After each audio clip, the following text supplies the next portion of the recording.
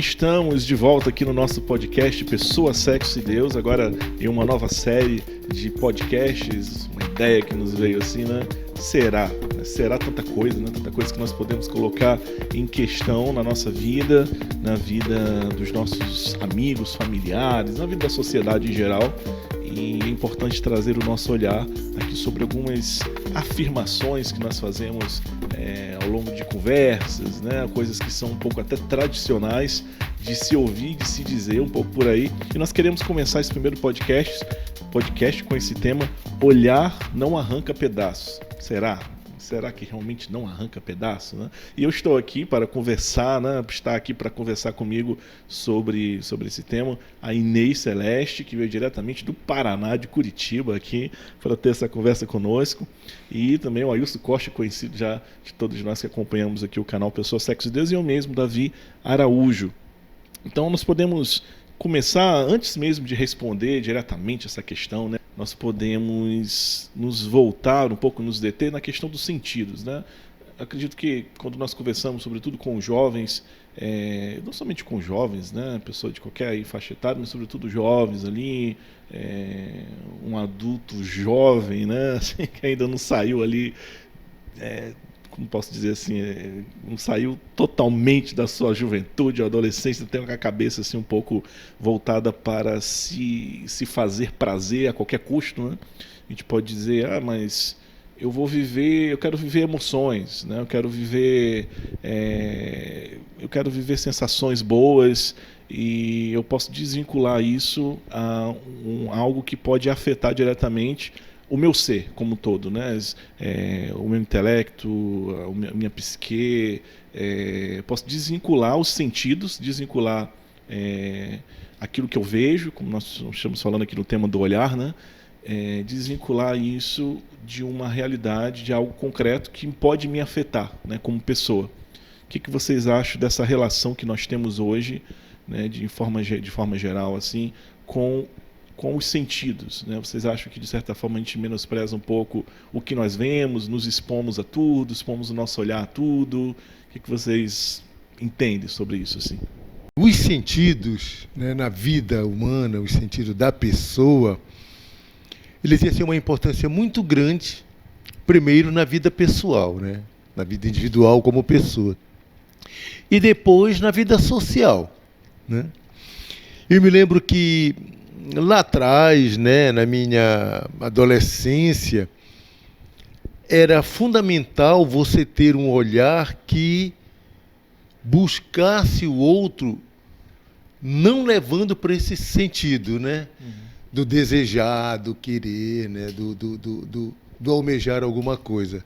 Hoje, os sentidos das pessoas, principalmente o olhar e o falar, está muito relacionado a essa transformação do pensamento. Ou seja, o homem saiu de um estágio de um pensamento, digamos assim, coerente e sério, para um pensamento banal. Hoje tudo pode, hoje tudo ninguém condena, hoje tudo é permitido, e nem sempre foi assim. A sociedade, ela já teve uma época em que o pensar era uma forma muito séria de viver, né? De viver na convivência com outros, digamos assim. Hoje em dia, essa convivência ela se banalizou. Na convivência humana hoje, ela tudo pode. Na realidade, já interferindo aqui, Ailson, as vivências relacionais, elas estão muito relacionadas a uma questão de troca, né? Hoje as pessoas olham o que o outro pode me dar, sempre em busca de algo para si mesmo. Sem gratuidade. Né? Sem gratuidade, né? Eu olho, será que aquele corpo ali, daquele rapaz ou daquela moça que eu estou olhando, pode me dar prazer? O que pode me oferecer o outro, né? Sem perder a gratuidade. Então, esses sentidos, né, que é esse nosso olhar, e nós vamos nos expondo a tudo, mas é a janela da alma, por onde vai entrando, que eu posso sentir. E nós somos um ser completo, né? Não é só um pedaço de carne, não é só sentido, não é só hormônio. Quando eu vou vendo, vai produzindo coisas em mim, né? Basta a gente ver, quando estamos assistindo um filme, uma série, alguma coisa, às vezes a gente chora, às vezes a gente se revolta, fica com raiva, porque fica hipnotizado. Aquilo que a gente vai vendo e vai ouvindo vai gerando sentimentos na gente.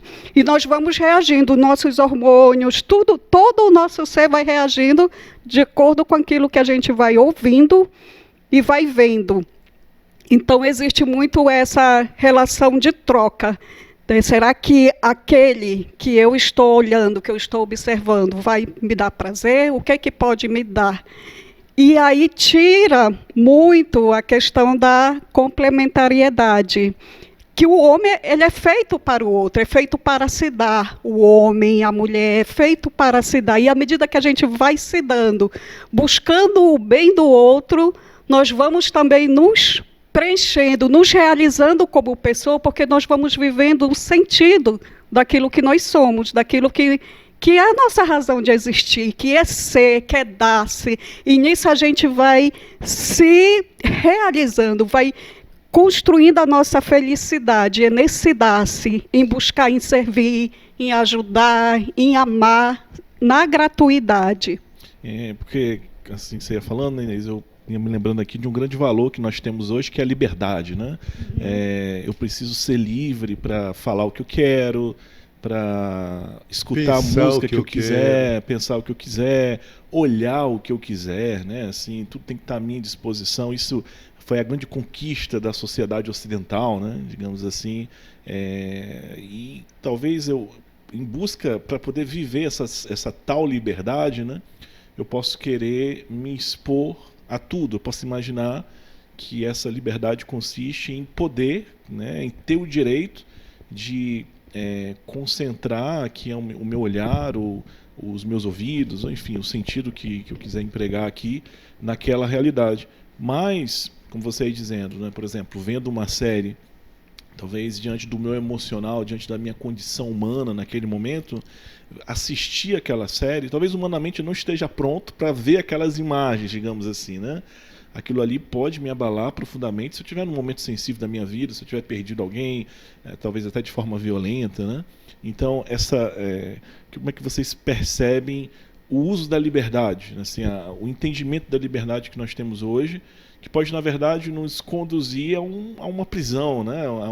a um pensamento um pouco aprisionado, que é sempre orientado para aquilo que eu absorvi pelo meu sentido, por exemplo, né? Por exemplo, o Papa João Paulo II citando, tu te tornas aquilo que contempla, né? Uhum. Então, olhando aquilo sempre, né? Alguém que vê a pornografia sempre, por exemplo, né? Vejo pornografia. Uma hora eu vou acabar olhando para o outro sexo, né? Olhando para mim mesmo, daquela forma que eu contemplo, né? Então, a liberdade pode ter uma via um pouco controversa, né? Na realidade, eu não preciso experimentar para saber que uma coisa é boa ou não é. Muitas vezes a pessoa diz, não, mas eu vou experimentar para saber se dá certo, se não dá certo, se vai ser bom, se vai ser... Outros já experimentaram e a gente vê os relatos. E a gente pode ver o que acontece, tanto de um ponto de vista fisiológico, antropológico, sociológico, o que acontece, né? Se eu for experimentando todas as coisas, eu vou me escravizando. Essa liberdade vai me escravizando, porque eu vou me... Como saber, antes de experimentar, como saber se aquilo é bom ou ruim, antes de fazer uma experiência no meu próprio corpo, assim, que parâmetros a gente pode utilizar? Pode pesquisar, né? Pode ver os que já experimentaram, relatos, né? Testemunhos de quem já experimentou, o que a ciência me diz sobre isso, o que a história me diz sobre isso, a sociologia, né? A antropologia. Lembrei até do que Jesus disse, né? Que pelos frutos conhecereis a árvore, né? Uhum. Assim. Às vezes o jovem diz assim, eu vou experimentar, ou às vezes nem é tão jovem, né? Eu vou experimentar de tudo para poder decidir o que eu quero. E nesse caminho de experimentar de tudo, acaba se escravizando de uma tal maneira que não consegue mais um caminho de retorno. A alma fica tão danificada, tão desestruturada, que não consegue fazer esse caminho de retorno, porque vai se expondo muito e não consegue mais voltar ao original. É importante a gente perceber sobre a liberdade, que o ser livre, ela contempla muito o pensar social, né? Anteriormente, a liberdade era usada num sentido de que eu almejo e conquisto alguma coisa. Hoje em dia, pela mudança de pensamento, tanto social como jurídico, a liberdade ela pode ser compreendida como a busca incessante, incansável, até de uma certa forma voraz, do que eu quero para mim. O ser livre hoje é sinônimo de individualidade, de egoísmo, de querer as coisas para mim. E quem está ao meu redor, Mas até de nem respeitar a liberdade a do liberdade do outro, justamente. O que em algum momento atrás era completamente diferente. O ser livre era respeito à liberdade do outro. O olhar, o falar, era em respeito à presença das pessoas que estavam ao meu redor. O que era antes uma liberdade que buscava o altruísmo, hoje a liberdade busca o egoísmo. Ou seja, eu me satisfazendo, como disse a Inês, eu me satisfazendo, eu tendo o que eu quero, os outros que façam como eu, né? Isso. Saem em busca. Né? Isso não é ser livre. Essa busca do alto, né? Isso, essa busca, Autossatisfação, justamente. se vai pegar Enquanto alguém, a gente trabalha muito, né, com o autoconhecimento, o conjunto da sociedade busca esse auto prazer, Sim. né? O auto ser eu, digamos Se assim. usa até o termo autorrealização, mas não é nenhuma. É um engano, às vezes, né? Sim, sim. Eu não me realizo de verdade. Eu tenho um prazer, tenho uma sensação boa, né, uma boa emoção naquele momento, assim, boas emoções, né? E posso pensar que aquilo ali é uma plena realização já, né? Por exemplo, assim, adentrando nessa questão do olhar, porque o nosso olhar ele é atraído para aquilo que nós achamos belo, né? Sim. Assim, se fala que a beleza ela é muito subjetiva, né? Assim, o que talvez o Ailson acha que é belo, eu posso talvez não achar esse quadro, aquela beleza daquela pessoa, enfim, né? Porém, existe uma beleza comum, né? Existe assim, mesmo sendo algo talvez pessoal, dependendo da cultura, dependendo, enfim, mas existem realidades de beleza, né? Existem coisas, um parâmetro comum para se achar belo, né? E também aquilo que é feio, né? Que no sentido assim, aquilo que é sofrimento, por exemplo. Tem gente que tem dificuldade de ver Jesus na cruz, né? De entrar numa igreja quando o crucificado ele é muito marcado, muito machucado. Não consegue, né? Se tem dificuldade de ver. Então, eu não consigo ir no hospital, né? Porque eu não consigo ver as pessoas daquele jeito na cama. A Inês aqui, a enfermeira, viu muito isso, né? Às vezes, olhando também, sendo atraído, tendo um olhar atraído para a beleza, por exemplo, um homem, geralmente, as mulheres também, né? Mas os homens, eles são mais descarados nesse sentido, né? Assim, quando passa uma mulher ali na rua e o cara ali ele olha, ele tem essa necessidade, Vira o rosto né? mesmo, né? Vira o rosto. Acompanhando a mulher. Eu tenho um amigo que ele quebrou o óculos uma vez, né? Que ele tava vendendo um negócio na rua. Aí uma menina do outro lado da rua, ele tava aqui com as coisas vendendo. Aí ele olhou e não viu um poste. Ele bateu, assim, literalmente com a cara no poste e quebrou o óculos, assim, no meio, né?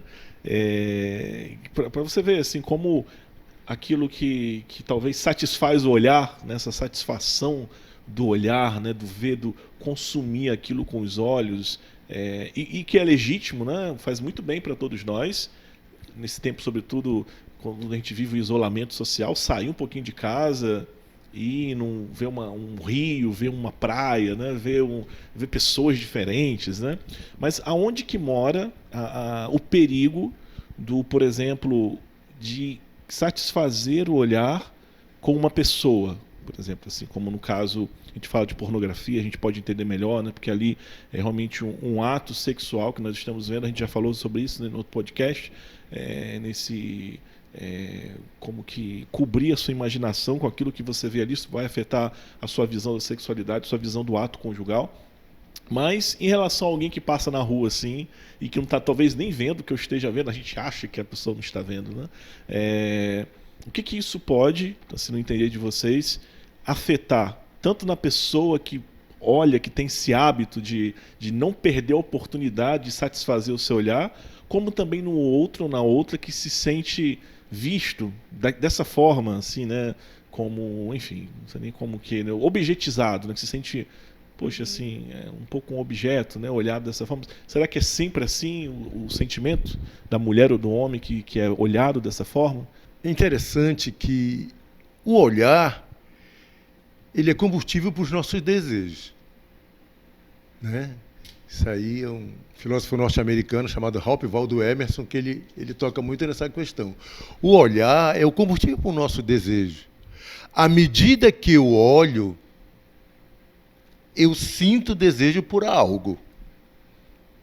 Pode ser olhando para uma mulher que passa, mas pode ser olhando, por exemplo, para um quadro belo. Então, esse combustível para os nossos desejos, eu considero que aí é que mora o perigo. Porque eu posso levar esse olhar como combustível para o nosso desejo para o lado bom, ao olhar, por exemplo, um quadro, digamos, de uma paisagem, de um riacho, por exemplo, né? Qual é o desejo que você sente? É de querer ir lá para ver se é bonito, experimentar, pisar na água, por exemplo. Mas quando eu levo o meu olhar, né, quando eu olho uma mulher passando, eu levo o meu olhar para lá, automaticamente o que faz? Eu interiorizo aquilo que eu desejo. E essa interiorização do desejo vai atingir de uma forma muito clara e muito definitiva aquilo que eu quero em relação àquela pessoa que o meu olhar, né, conseguiu atingir. Então é uma coisa assim muito séria, né? O olhar, como disse aí Deus, como janela da alma, mas ele é também, acima de tudo, o que determina a minha postura. Por exemplo, um homem casado, aí você diz assim, o olhar, né? O homem casado, por exemplo, ao olhar uma outra pessoa, uma mulher passando ao lado, como você disse, o rapaz quebrou o óculos, porque não conseguiu. Por exemplo, qual é a postura que você vai ter? E um detalhe fundamental, sem ser piegas aqui, mas um detalhe fundamental, é que muitos de nós olhamos para aquilo que está ao nosso redor com a nossa esposa do lado. Isso é que é o mais digamos assim, desagradável. Ninguém se importa com alguém que está do nosso lado. Por quê? Porque o meu olhar, né, passou a observar, né, não digo nem contemplar, mas passou a observar aquilo que é exterior a mim e que o meu olhar logo deu aquele tchan. E eu considero como isso uma degradação muito profunda do que nós somos como pessoa humana, do que nós somos como ser humano. Na realidade, o nosso olhar é influenciado pelas histórias que nós trazemos dentro de nós, sim, né? Sim, com certeza.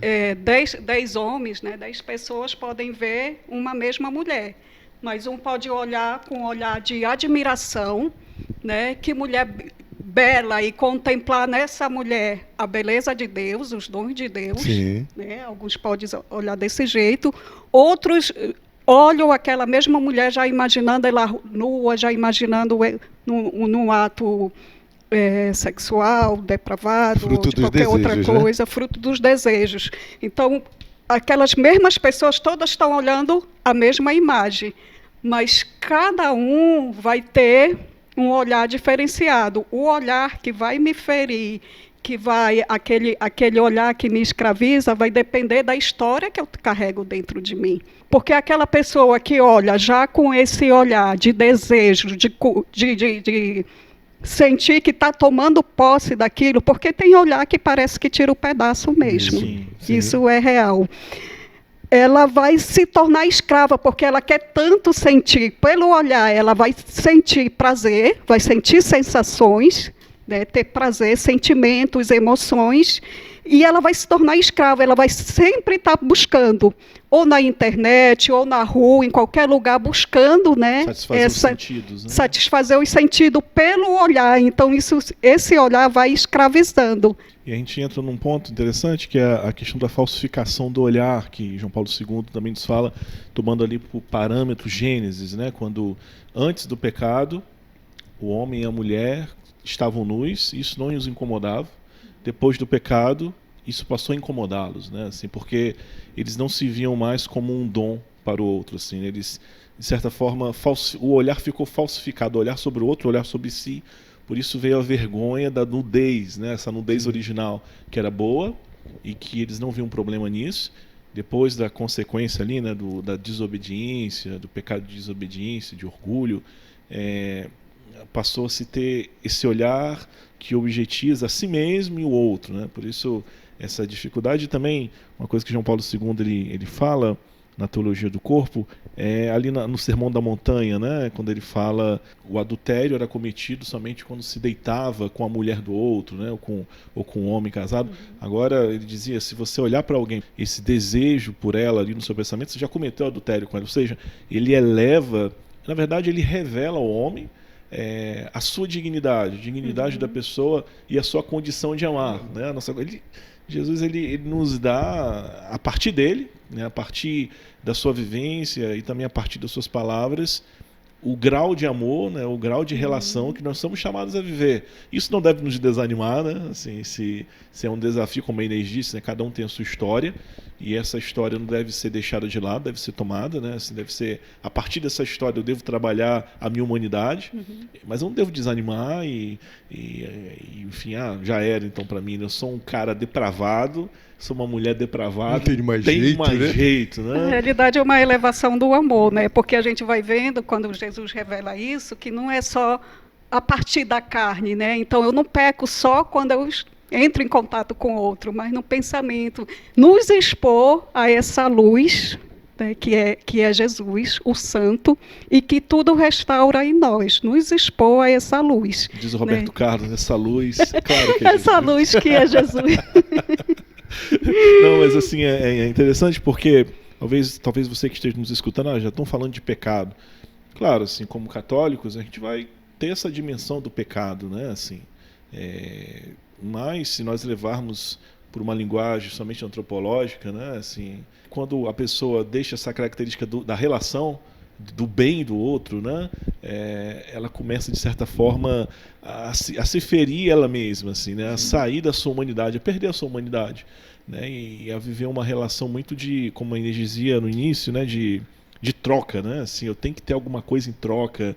Eu me lembro de Davi, né? Ali no Antigo Testamento, olhando Betsaida, né? Ali ele acabou indo ao ato do adultério, né? E acabou vivendo um assassinato também. Aqueles anciãos lá, aqueles velhos, né? Com Susana, foi Daniel ali que salvou pela aberta sabedoria de Deus, salvou Susana, mas foi o olhar daqueles homens, a palavra diz ali que eles olhavam, observavam Susana e começaram a desejá-la, né? E eles arquitetaram todo um processo, aquela mulher ia morrer, né? Ela ia ser morta ali na frente de todos como alguém que adulterou, que traiu o seu esposo.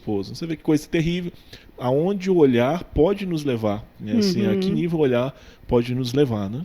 E podemos concluir dizendo que sim, né? O olhar ele pode acrescentar muitas coisas boas a nós, né? A cada um de nós individualmente, mas ele também pode retirar, né? Pode arrancar, né? Como diz aí a expressão popular, pode arrancar sim de forma muito negativa a dignidade da pessoa, né? Pode arrancar de mim também e criar em mim essa falsificação do olhar e não nos levar para um olhar elevado, sobretudo dos outros, né? De nós mesmos e dos outros. Então nós ficamos por aqui nesse episódio e nós nos encontramos no nosso próximo episódio, nessa série Será, e convido você a compartilhar esse episódio, a enviar para outras pessoas, a curtir e a nos seguir nas nossas redes sociais. Deus abençoe.